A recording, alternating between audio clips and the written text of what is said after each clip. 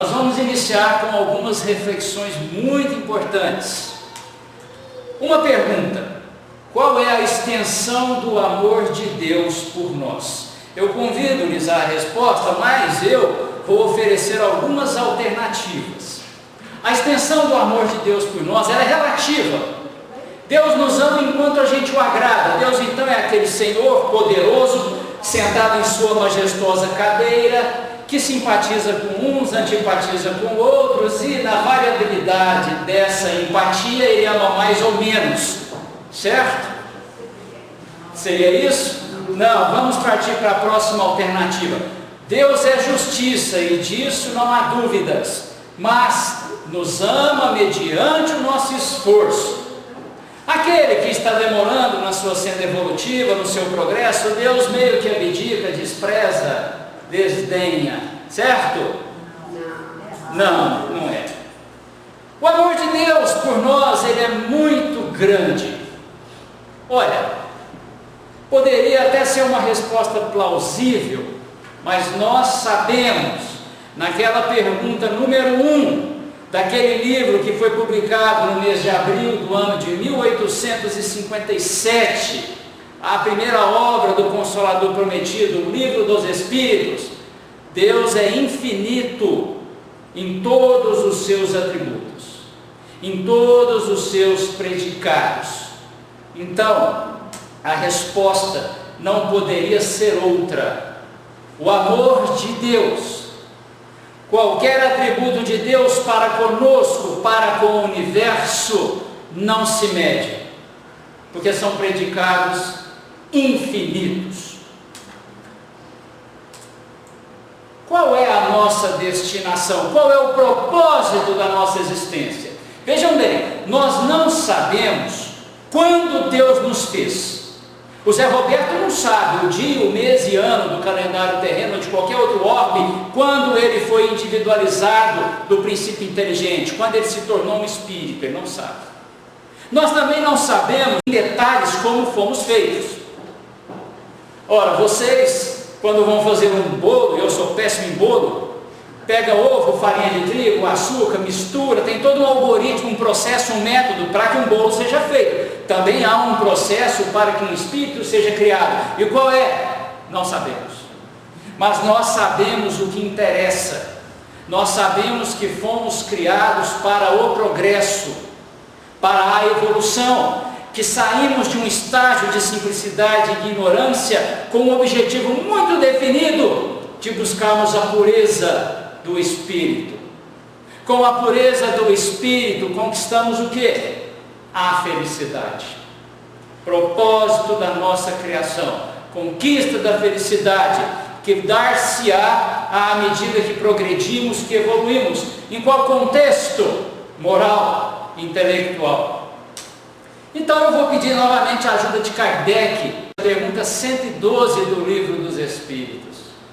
A pergunta 112, ela disserta, ela narra e esclarece sobre os espíritos puros. E lá diz que os espíritos puros atingiram tamanho grau de evolução que não sofrem mais a interferência da matéria. Diz também que os espíritos puros desfrutam da plena felicidade, harmonia e paz. O bem reina exclusivamente na moradia dos espíritos puros. Qualquer dúvida, podemos consultar o Evangelho segundo o Espiritismo, naquele capítulo conhecido, há muitas moradas na casa do Pai. Eu trouxe isso aqui para que tenhamos ou reflitamos nesse destino que temos de sermos felizes. Temos a convicção, a fé firme e raciocinada de que o que está nos destinado é a felicidade. Mas parece contraditório, porque quando nós olhamos ao nosso redor, o que nos permeia, o que nos circunda, o que nós vemos? Tanta dor, sofrimento, desafios, dificuldades, quedas, soerguimentos, desesperança, mas alento. Este contraste evidente que impera na categoria do nosso mundo evolutivo, um mundo de expiações e provas. Então, se Deus nos reserva a plena felicidade, por que ao nosso redor há tantos desafios? Semeadura. Fomos criados simples e ignorantes, mas Deus nos presenteou de forma imensurável com 3 elementos. O livre-arbítrio.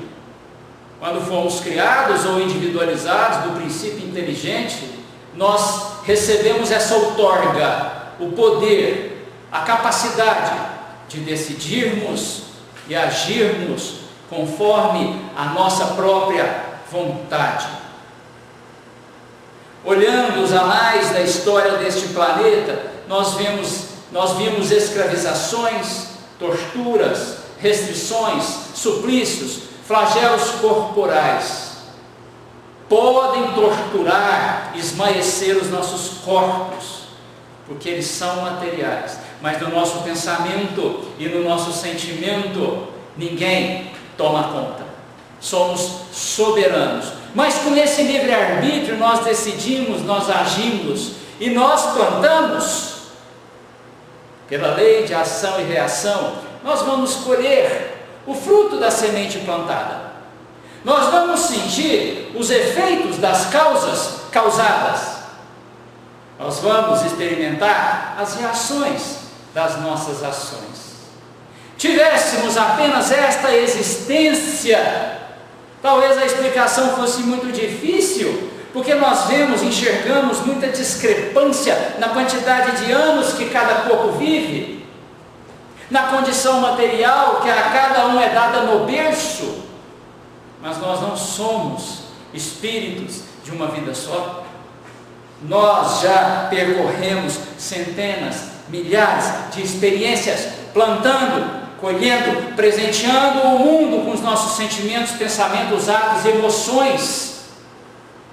Então as dores, as dificuldades, os desafios, as alegrias, as vitórias, as derrotas, são resultado de uma experiência longínqua.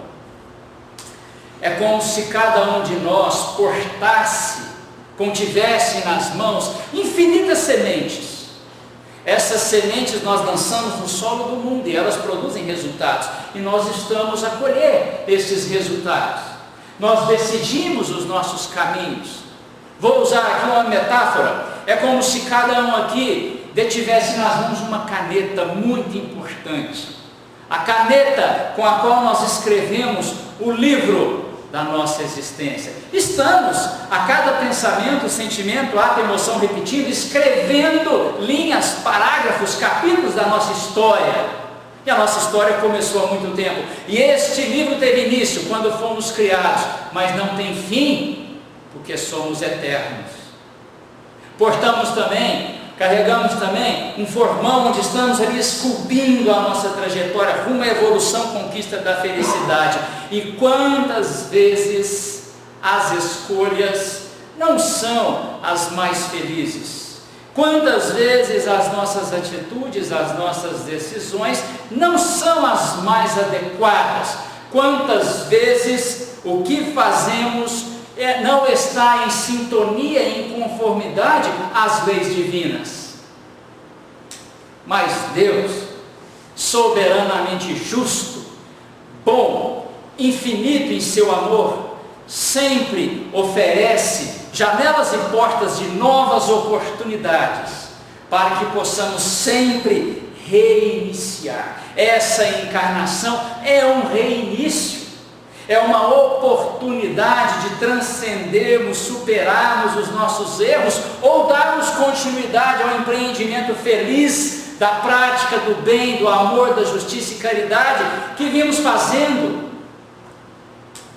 Então, Emmanuel, nesse livrinho tão bonitinho, companheiro pequenininho, diz o seguinte: encontra-te na situação mais adequada às realizações que te dizem respeito à vida espiritual.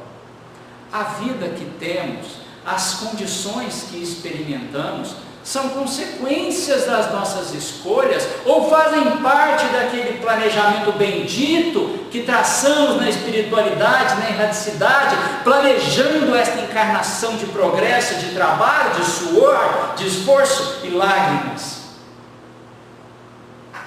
Quando vislumbrarmos situações de extrema dificuldade, tenhamos a indulgência para com este próximo. Não enxerguemos o argueiro no olho dele, mas entendamos que há ali uma oportunidade. E se foi uma dor voluntária pela má utilização do livre-arbítrio, também é aprendizado, porque a dor ensina. Para colocar isso mais claro, mais tangível, vou contar para vocês uma história. Não, porque essa história é real.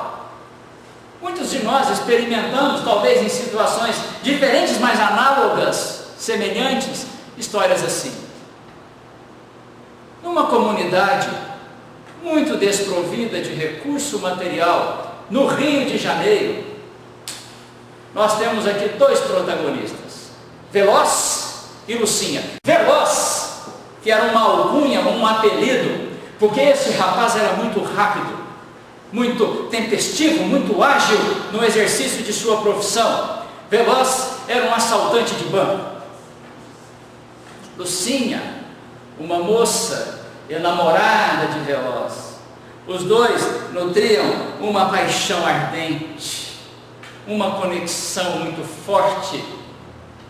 Falando em conexões, me lembrou agora a voz de Emmanuel: nos associamos a todos aqueles que pensam como pensamos, estamos invariavelmente conectados àqueles que guardam com a nossa mente semelhança, afinidade.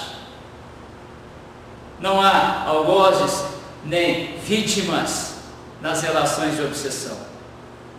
Sempre há relações de parceria. E os dois estavam ali planejando uma vida conjugal, uma vida futura. Veloz na sua profissão, de muito risco.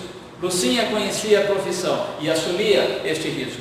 Temos também a outra personagem, Maria das Dores, que com muita dificuldade lavava roupas para angariar o seu sustento e sustentar os seus 8 netos. E Flávio. O que vou falar de Flávio para vocês agora? Nada. Então Veloz e Lucinha, naquela vida agitada, movimentada pelo consumo abundante de alcoólicos, pelo uso de substâncias entorpecentes, aqui no caso o crack, estavam ali planejando o sonho de conjugal, quando Veloz disse: minha amada, hoje vou realizar um serviço e acho que vou ter uma remuneração muito alta. A casa bancária que ele iria assaltar, aparentemente guardava muito recurso, custodiava ali muito recurso financeiro, e ele saiu para a sua profissão numa troca de tiros com a polícia. O nosso protagonista Veloz veio a óbito, desencarnou, alvejado por vários projéteis. A desencarnação é um processo muitas vezes doloroso, mas tecnicamente é muito simples de explicar. Quando a gente encarna, Kardec esclarece no livro A Gênese, capítulo 13, que o perispírito e o espírito, esse par, são conectados intimamente ao corpo físico, átomo a átomo. Quando há a morte do corpo, este par espírito e perispírito se desprendem pelo rompimento dos laços vitais em consequência da morte do corpo. Lucinha, sem saber da morte, compareceu a um hospital com Dona Maria das Dores, a nossa lavadeira, porque ela vinha se sentindo muito mal. E o médico disse: mocinha, talvez você não saiba, mas você está grávida. Você está esperando um bebê. Mas vejo que você apresenta um estado de anemia, recomendo então a alimentação adequada. E percebi também que você faz uso de nicotina, de cigarro. Recomendo que você pare, porque isso pode causar dificuldades à formação do seu bebê. Naquela mesma noite, quando Lucinha ia dizer a Veloz que eles receberiam um filho, ela não teve como, e aquele filho já estava órfão. de pai. E ela se abalou muito, Dona Maria das Dores a acolheu, a gestação passou e a criança nasceu. Muito importante, deste momento à frente a nossa história. Quando a criança nasceu e a enfermeira mostrou à mamãe aquela criancinha, o corpinho apresentava algumas atrofias, muitas deformidades. Provavelmente não andaria, não movimentaria os bracinhos, porque realmente estava uma forma física, aos olhos da matéria, muito deteriorada e depreciada. Tamanho foi o susto daquela mãe, que ela entregou aquele bebezinho à Dona Maria das Dores e fugiu. Nunca mais ouviu-se dizer de Lucinha, seu paradeiro era desconhecido.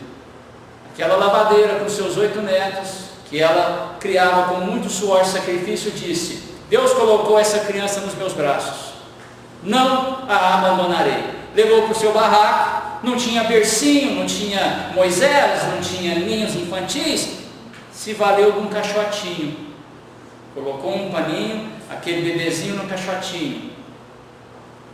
Toda a comunidade tomou conhecimento daquela situação, e naquele momento, Joãozinho era conhecido como Joãozinho do Caixote.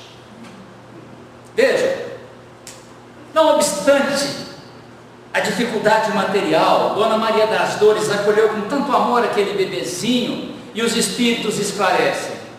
O que é para a visão material um estorvo, uma dificuldade, para Deus é luz, bênção, oportunidade. A caridade não sobrecarrega ninguém. Quando nós agimos com fé, trabalho, confiança e esperança, e principalmente auxiliando os outros a resolver os seus problemas, Deus, em regime de urgência, também liquida os nossos. Frase de Emmanuel, não é minha. Muitos subiam o morro para conhecer a história daquele bebezinho abandonado que tinha o nome de Joãozinho do Caixote. E vejam, aquele problema angariando o interesse das pessoas, da imprensa, das organizações não governamentais. O morro encheu-se de doações. A desventura aos olhos da matéria, no contexto do espírito, era uma bênção. Dona Maria das Dores tinha um problema cardíaco que não sabia. Os espíritos contaram no capítulo do livro que ela provavelmente viria a óbito em 2 ou 3 anos.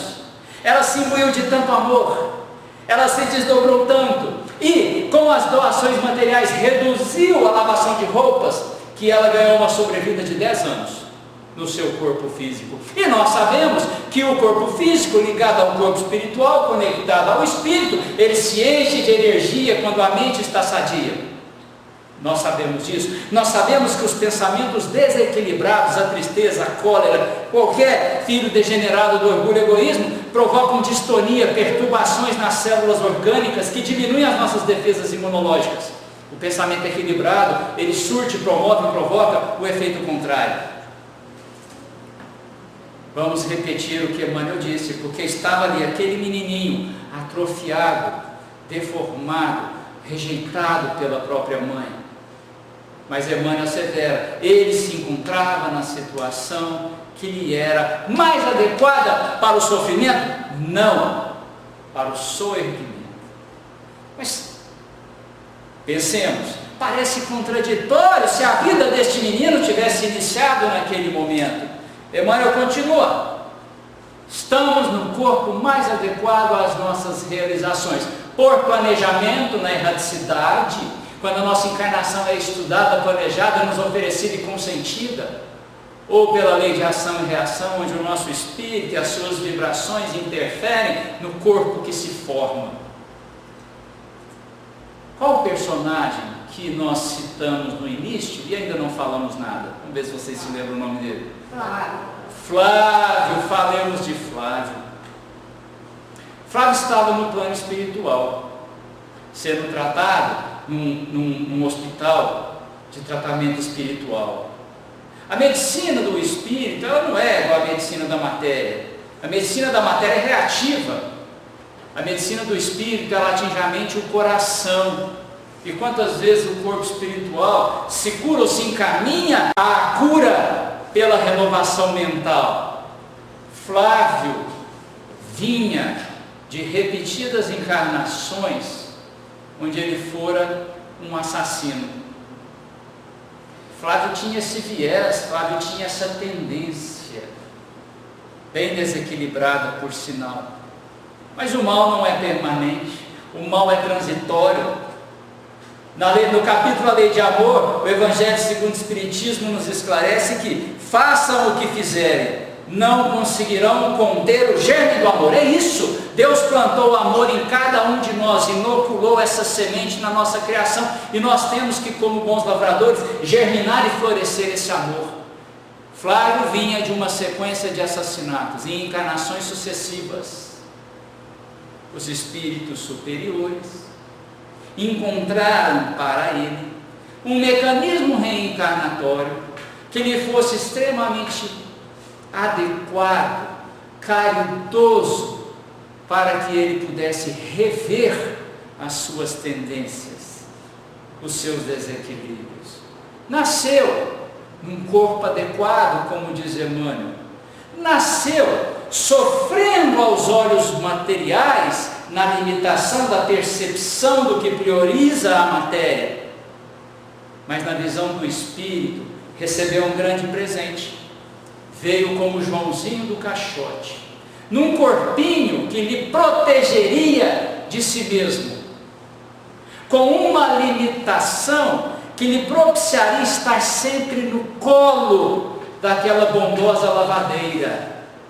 Vocês estão entendendo e concordando conosco aqui que isso é um bem sofrer, tema do nosso estudo, o bem e o mal sofrer. O bem sofrer, enfrentar as dores, as dificuldades, os desafios com resignação, resiliência. É claro que no caso dele era algo impositivo, era uma contenção.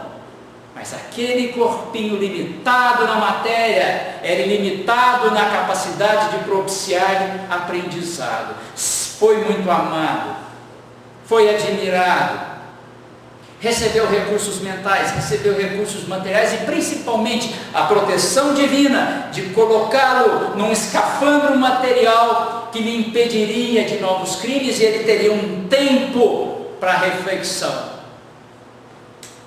E aí nós lembramos do Cristo, quando Lázaro estava dentro daquela gruta há alguns dias, e os homens afora circundando a gruta, entendendo, seu corpo já está em decomposição, porque Lázaro morreu. O Cristo veio e ordenou: removam a pedra. Todos, indiscutivelmente, assinavam o atestado de óbito de Lázaro. Jesus veio, ressuscitou Lázaro e o convidou a novas edificações. Assim é a nossa vida. Quantas vezes estamos caídos, diminuídos, oprimidos, o Cristo sempre vem e nos convida a novas possibilidades, a um recomeço. Não, mas eu não vi Jesus. É que Jesus não vem assim. Jesus vem até nós pelas boas vibrações irradiadas por qualquer espírito encarnado ou desencarnado. Jesus vem a nós quando uma pessoa com fome nos oferece a oportunidade de saciar-lhe a fome. Jesus vem até nós quando nós descedentamos quem está com sede. Jesus vem até nós quando nós damos abrigo, roupa a quem passa frio. O cumprimento das leis divinas é estarmos com o Cristo. E nos momentos de grande dificuldade, se nos valemos dos sustentáculos da alma, o trabalho, a oração, enxergamos todos os espíritos de braços estendidos que estão ali, esperando a oportunidade de permissão de nossa parte para o acolhimento. Todos aqui já choraram, anonimamente ou publicamente. Creio que todos aqui já experimentaram a dor, a aflição, o coração apertado. Não nos deixemos abater por isso. São momentos difíceis que passarão. Todas as nossas dores passarão. Todas as nossas aflições passarão.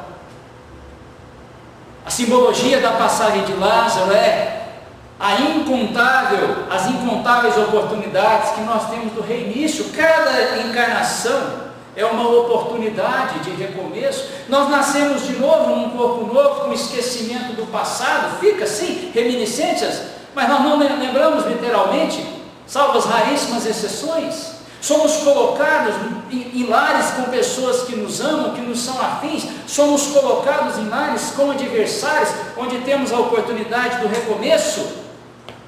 Então, quando as dificuldades nos surpreenderem, nós temos duas opções.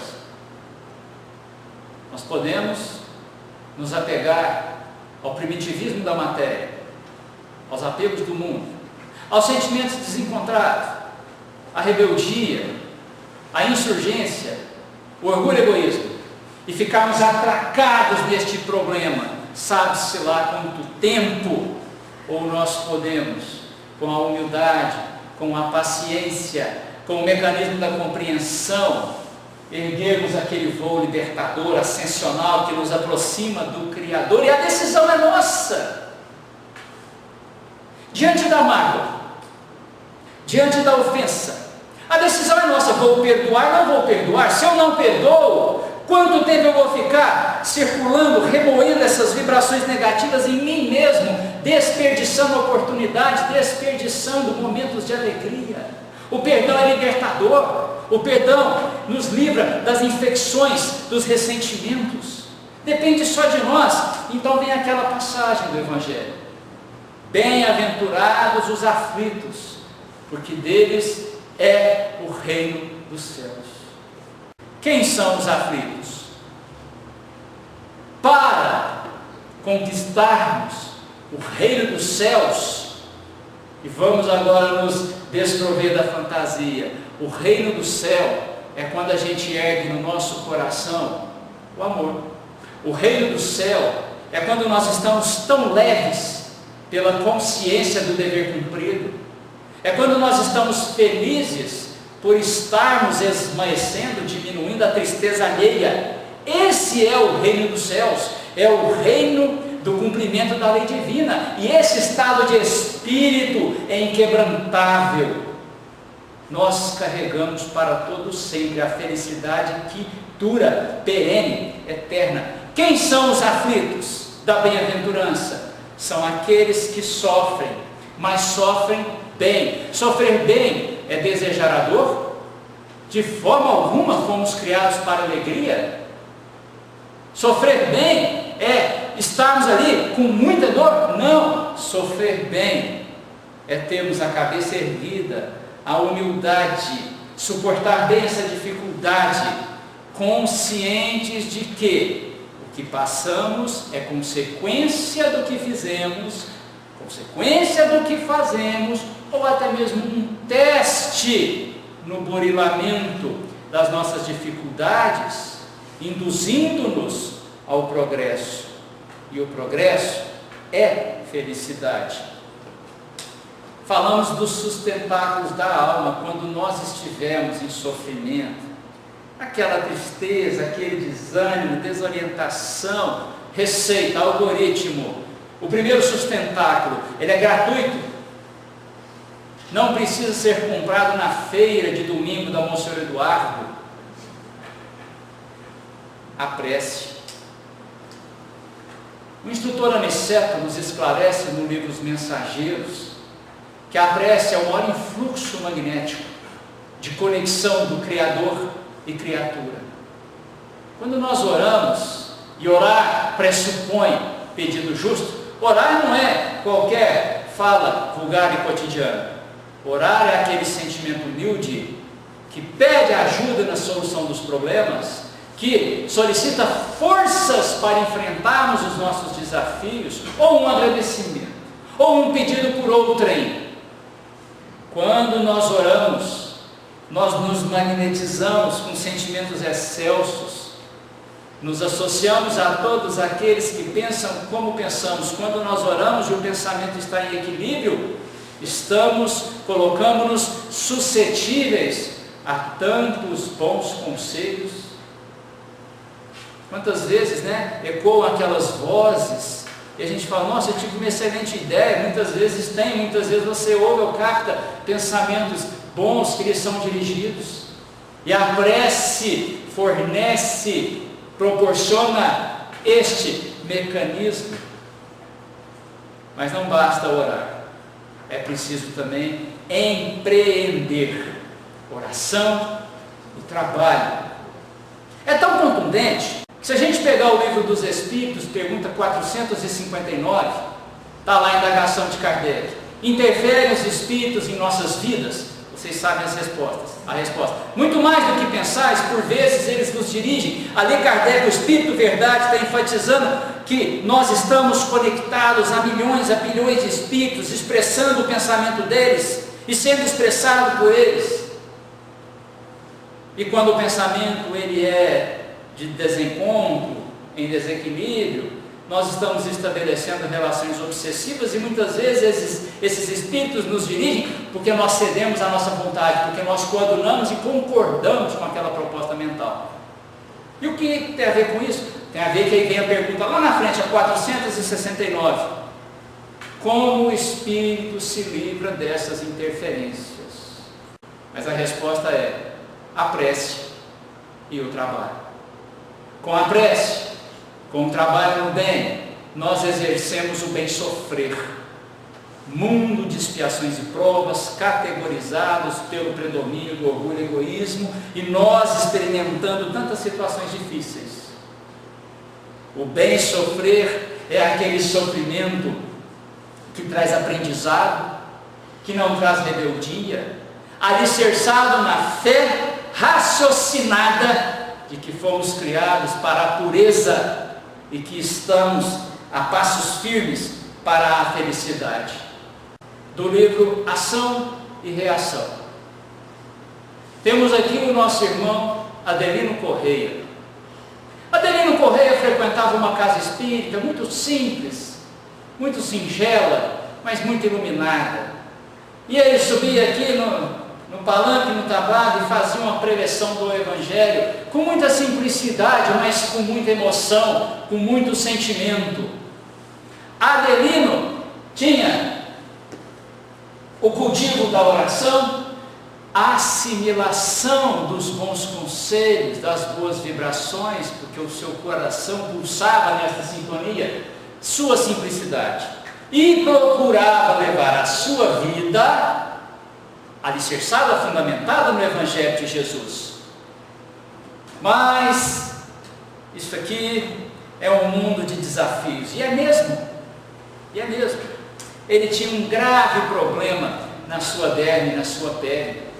Ele vivia com uma eczema que lhe trazia uma sensação de estar com o corpo queimado e queimando ininterruptamente. Nasceu com isso. Mas ele não se rebelava, ele não se revoltava, mantinha firme a sua fé. Bem sofrer não é desejar a dor, não é achar que Deus nos impõe o sofrimento, porque Deus não faz isso. Nós plantamos, nós colhemos, nós agimos, experimentamos as reações, sentimos efeitos do que causamos. Adelino, não obstante esse problema que lhe incomodava sobremaneira, estava ali firme e sempre pensava no próximo antes de si. Colocava o próximo à frente dos seus problemas. E sempre com humildade.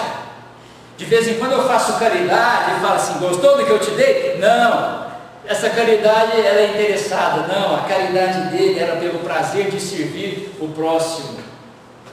Ele cultivava tanto o bem, desfrutava de tamanha simpatia pelo bem que fazia, que no plano espiritual encarnado, familiares desencarnados, dos encarnados que ele ajudava, procuravam os mentores e diziam: ajudem esse moço, pelo bem que ele faz, pelo perfume espiritual que ele exala, diminuam as suas dores. E quando ele dormia, o corpo repousava, em desdobramento, nós fazemos isso, nós vagueamos. No plano espiritual ele recebia tratamento médico no seu corpo espiritual, no seu perispírito. O pouco dinheiro que ele tinha, ele não se sentia proprietário. Soube da vizinha, já de elevada idade, com muita dificuldade financeira, ele oferecia uma cesta básica, ainda que isso lhe faltasse em casa. André Luiz foi até sua casa, o espírito desencarnado André Luiz, como instrutor deste livro. Foram até a sua casa, viram que no quartinho do lado havia uma criança de nome Marisa, que não via a mãe há 6 anos. Onde estava a mãe? Em nosso lar? Não, ninguém sabia. A mãe abandonou o lar. Nas outras 2 caminhas, 2 crianças, Mário e Raul, que o mundo rejeitou. Mas o nosso irmão Adelino, quando essas crianças foram colocadas em sua porta, as acolheu, já de imediato, como filhos queridos de todo sempre. Então ele vivia com muita dificuldade com a sua mãezinha idosa e com seus 3 filhos. Aí a gente volta, Emmanuel, encontras-te na situação, no corpo, mais adequados àquilo que lhe trará aprendizado, àquilo que nos induzirá ao progresso, à vitória de espírito, à diminuição do orgulho, do egoísmo, o fortalecimento do amor. Vamos contar um pouco a história dele. Quando criança, órfão de pai, lutou com muita dificuldade, muita miséria, e foi conduzido a uma casa espírita desde muito moço, até porque veio com esse probleminha de pele. Nesta casa espírita, mediante o seu esforço, não estamos dizendo aqui que bater ponto em casa espírita é salvação, estamos dizendo que aqui nós temos tantas induções positivas, tantas motivações para reflexões, como temos também no templo católico, no templo evangélico. Aqui nós estamos isolados das nossas companhias espirituais indesejadas, normalmente elas ficam lá fora. Estamos aqui tendo um certo descanso mental para recebermos as boas proposições. Então ele se disciplinou, tornou-se um trabalhador, sempre com renúncia, simplicidade. E aqui é importante, muitos irmãos desencarnados de outros tempos, que lhe eram inimigos, começaram a se transformar, se modificar, pelo exemplo contundente da vida evangélica de Adelino. Adelino não merecia ter um lar tranquilo, porque arruinou o lar paterno em outros tempos. Casou-se e padeceu o abandono. Então, estamos falando do bem sofrer. Ele está com as suas expiações, esse problema calcinante em sua pele, essa dor continuada, mas ele segue no seu propósito de vencimento espiritual. Mas não pense em si, vence espiritualmente porque ele prioriza o próximo. Vamos agora entrar no túnel do tempo.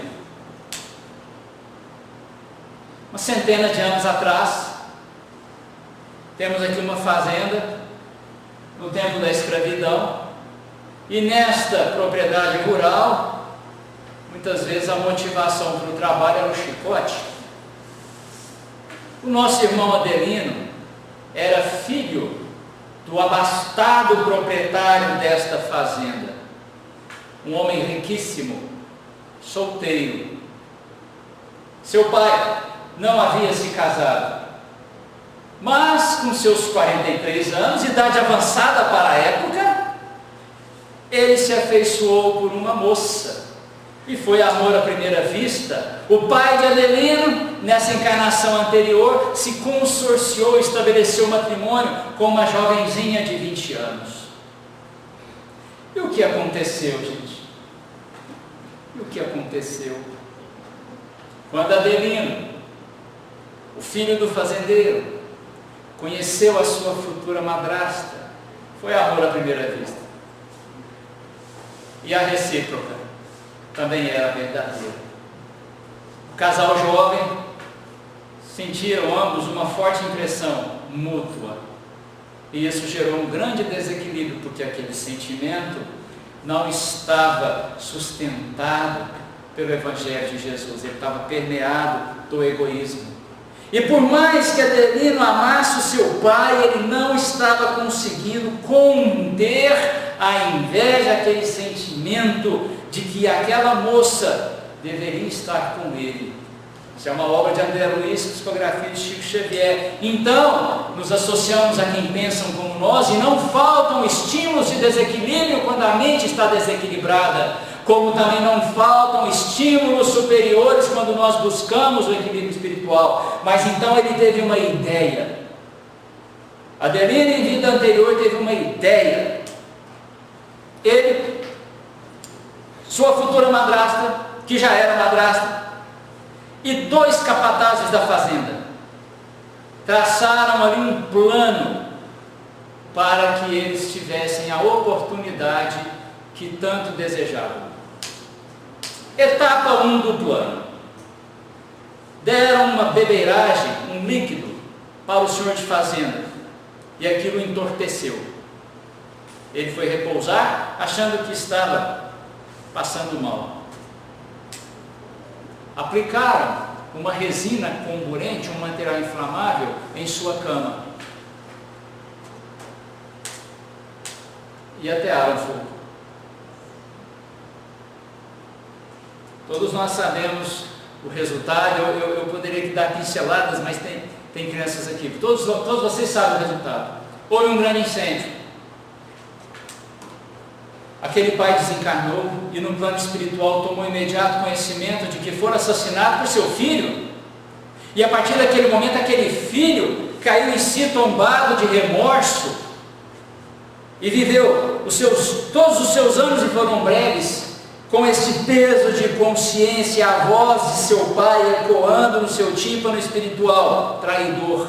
Estabeleceram uma relação fortíssima, antagônica e obsessiva. Mas Adelino, depois de muito sofrer no plano espiritual, já desencarnado, buscou o trabalho, buscou renovação e reencarnou. Jesus ressuscitou Lázaro e lhe deu uma oportunidade bendita de recomeço. Adelino estava aqui nesta vida como orador espírita, humilde, trabalhador, calejado, calcinado pela sua pele, que lhe transmitia, imputava a sensação de estar queimado. Estava ali tendo uma grande oportunidade. Sofria, mas crescia. No seu quarto, 3 crianças. Lembram da Marizinha? A antiga madrasta, que arquitetou com ele aquele plano. Lembram das outras 2 criancinhas? Os capatazes, cúmplices daquele assassinato. Vejam, nos encontramos na situação adequada. Estavam ali todos eles, numa vida difícil, modesta, mas de luta, de dignidade espiritual, de oportunidade de crescimento. Não obstante a dor, caminhando para a felicidade, o bem sofrer. Renasceu sim, com a pele toda machucada, mas essa dor era para ser mais intensa. Foi muito atenuada pela postura de vida que ele exerceu, pela conduta que ele empreendeu, pelos exemplos. Tem até aquele provérbio hindu, que lá na Índia tem aquela árvore que se extrai uma resina para fabricação de perfume, o sândalo. Essa frase, todos nós somos convidados a ela. Sejamos como o sândalo, que perfuma o machado que o fere. E essa encarnação, com todos esses atores, sendo muito bem conduzida. A explicação da expiação, a razão do sofrimento, mas o livre-arbítrio, o aprendizado sendo aplicados em harmonia às leis divinas. E num determinado dia, Adelino acorda bem cedinho, escuta alguém bater à sua porta, e ele ouve um barulhinho, um gemidinho, ele abre a porta, olha assim, não tinha ninguém na porta, mas quando ele olha para o chão, mais uma criança num cestinho, abandonada pelo mundo. A grande reconciliação de seu pai, que depois de muito observar o seu filho traidor, se deixou tocar pela renúncia, pelo esforço de Adelino, sentiu o remorso verdadeiro, mas principalmente a vontade de ressurgimento espiritual. Bem-aventurados os aflitos, que têm a oportunidade de provar a fé, a firmeza, a perseverança, submissão à vontade de Deus, a submissão, não nesse sentido imperativo e impositivo, mas a submissão de entendermos que as leis que o Criador fez são leis a nosso favor, para a nossa felicidade. E se nós, aflitos, são aqueles que bem sofrem, assim o fazemos, teremos em cêntuplo a alegria que nos falta na terra. Também uma passagem do Novo Testamento, mas essa alegria não é chegar em casa e ter um bom automóvel, embora isso é muito legal, não é ter a mesa necessariamente farta, é a alegria de estarmos com os nossos sentimentos mais belos, rijos, fortalecidos. Frase de Joana de Ângeles: Deus te colocou no melhor lugar para o seu progresso. Seu lar, cidade e trabalho são oportunidades de evolução. Frase de Meimei: provas, lágrimas, problemas, aflições, não te assombres, o céu cuidará de ti. Cumpramos as leis divinas, que as leis nos retornam aquilo que precisamos. E Bezerra de Menezes: não somos convidados a sofrer, Jesus convida todos a um novo caminho. Ninguém nasce fadado ao sofrimento, Deus não impõe o sofrimento, é o livre-arbítrio, é a decisão. E quando o sofrimento vem e Deus concede oportunidades, sejamos os bem-aventurados, os aflitos. Lidemos com essa dor da melhor forma possível. Isso passa, nos é reservada a felicidade, felicidade da alma, felicidade eterna. Felicidade que não se perde, é aquela felicidade da consciência do dever cumprido, é aquela felicidade quando qualquer um próximo, qualquer espírito que existe nesse mundo tem um momento de alegria, eu me alegro junto com ele. É quando nós agimos conforme preconizou Jesus: dá de beber a quem tem sede, dá de comer a quem tem fome, vestir o nu, consolarmos os aflitos. Muito obrigado.